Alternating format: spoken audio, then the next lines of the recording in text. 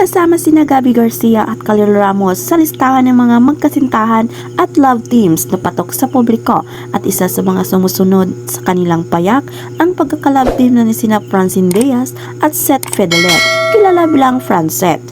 Matagal nang nakasanayan ni Gabby at Khalil ang pagiging mga tourism ambassador sa iba't ibang bansa, at madalas silang imbitahan sa mga lugar tulad ng Taiwan upang magsulong ng turismo. Ngayon, nakikita na rin ang mga ka-love team na Francit na nagsisimula ring tumatanggap ng mga imbitasyon mula sa mga lokal na pamahalaan upang mag-promote ng mga tourist destination sa Pilipinas. Kailan lang nagkaroon ng pagkakataon sina Francine at Seth na bumisita sa Ilocos Norte sa imbitasyon ng lokal na gobyerno.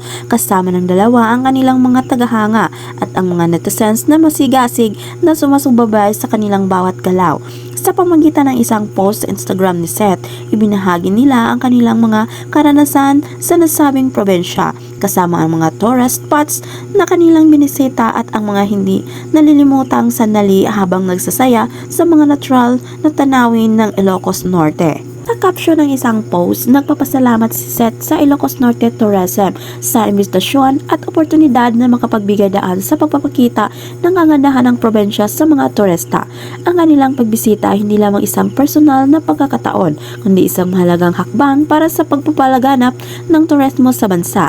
Isa rin itong patunay na lumalawak na impluensya ng Francit bilang isang love team na hindi lang sa telebisyon at pelikula kilala, kundi pati na rin sa pagtangkilik ng mga tao sa mga proyektong may kinalaman sa kultura at turismo ng Pilipinas. Sa kabila ng kanilang mga larawan at mga moment na ibinamahagi sa social media, hindi maiukasan na mapansin ang malapit na relasyon ni Seth at Francine. Sa halos lahat ng kanilang mga larawan, makikita na laging magka-holding hands ang dalawa na nagsisilbing simbolo ng kanilang closeness at magandang relasyon, pati na rin ang kanilang malalim na samahan bilang magka-love team.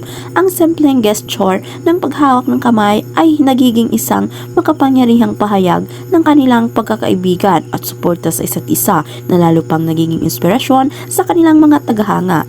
Bagamat walang malinaw na pahayag mula sa Francet kung may romantic relationship ba sila sa isa't isa. Habang patuloy na sumusuporta ang kanilang mga tagasunod, ang Francit ay nagiging isa sa mga pinakakinikilalang love teams sa industriya ngayon, at ang kanilang pagbisita sa mga tourist destination tulad ng Ilocos Norte ay nagiging bahagi ng kanilang pagmamahal sa kanilang mga fans at sa kanilang pagtulong upang mas mapalaganap ang kagandahan ng Pilipinas sa buong mundo.